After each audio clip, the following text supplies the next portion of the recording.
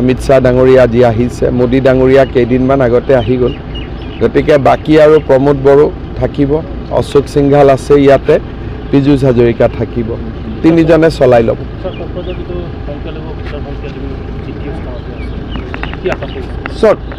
এই ইলেকশ্যনটো সংখ্যালঘু সংখ্যাগুৰু বুলি হোৱা নাই, সকলোৱে বিজেপিক ভোট দিছে। কৰিমগঞ্জ আমি জিকিম, সংখ্যালঘুৱে ভোট দিছে, সংখ্যাগুৰুৱে ভোট দিছে। নগাঁৱত আমি জিকাৰ সম্ভাৱনা উজ্জ্বল, সংখ্যালঘুৱে ভোট দিছে, সংখ্যাগুৰুৱে ভোট দিছে। আৰু কোকৰাঝাৰততো ট্ৰেক্টৰ আছে, ট্ৰেক্টৰততো সংখ্যালঘু সংখ্যাগুৰু সকলোৱে আগৰ পৰাই ভোট দিয়ে। গতিকে ইয়াততো তেনেকুৱা সমস্যাও নাই, কাৰণ ট্ৰেক্টৰততো হিন্দু আছে, মুছলমানো আছে, খ্ৰীষ্টিয়ানো আছে, বুদ্ধিষ্ট আছে, শিখ আছে, জৈন আছে, সকলো আছে। ধুবুৰীত মই এতিয়ালৈকে যোৱা নাই, বৰপেটাত মই আজি কৰিম। বৰপেটাখন আমি অনায়াসে জিকিম। ধুবুৰীত মোৰ পৰহিৰ পৰা কেম্পেইন আছে, তেতিয়া মই গম পাম ধুবুৰী পৰিৱেশ। নাই, মই কোকৰাঝাৰ আছিলোঁ, মুখ্যমন্ত্ৰী ডাঙৰীয়া আহি ফালে আজি কোকৰাঝাৰত নাইট হল্ড কৰিছে। গতিকে এতিয়া মাত্ৰ মই কাৰ্চি তেখেতক মানে ইয়াতে আমি লগ পালোঁ, মানে কিবা গেষ্ট হাউচত।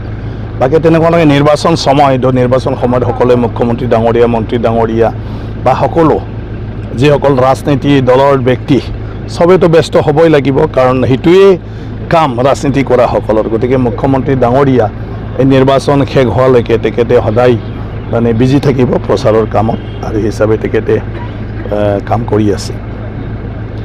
নিৰ্বাচন মংগলদৈ ওদালগুৰিত ভাল হোৱা নাই বুলি অলপ শুনিছোঁ বিজেপিৰ পক্ষত, কোকৰাঝাৰ কেনেকৈ হ'ব? নাই নাই, মোৰ সমষ্টি দৰং ওদালগুৰি একদম নিশ্চিত থাকক। দৰং ওদালগুৰিত তাত আমাৰ পাৰ্টি জিকিব, কাৰণ মোৰ সমষ্টি মই জানোৱেই আৰু আশে পাশে হিচাপে গম পাই যাওঁ।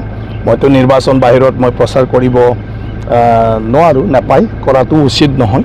গতিকে কিন্তু মই দৰং ওদালগুৰিত যিহেতু মোৰ হোম কনষ্টিটুৱেঞ্চি আছিলে, গতিকে তাত মই এজ এ মানে MLA মই তাত ৰাইজৰ লগত নিৰ্বাচনত থাকিব পাৰোঁ, কাম কৰিব পাৰোঁ হিচাপে দৰং ওদালগুৰিটো মই সম্পূৰ্ণ জানো। তাত 100% জিকিবই। নাই, কোকৰাঝাৰটোত মই ভাবোঁ ঠিক হ'ব, কাৰণ এতিয়া যিখিনি আমাৰ ষ্টেট গভৰ্ণমেণ্ট, চেণ্ট্ৰেল গভৰ্ণমেণ্ট বা BTC চৰকাৰে যিবোৰ কাম কৰি আছে, সেইটো লৈ ৰাইজে যথেষ্ট উপলব্ধি কৰিছে। তেনেকুৱা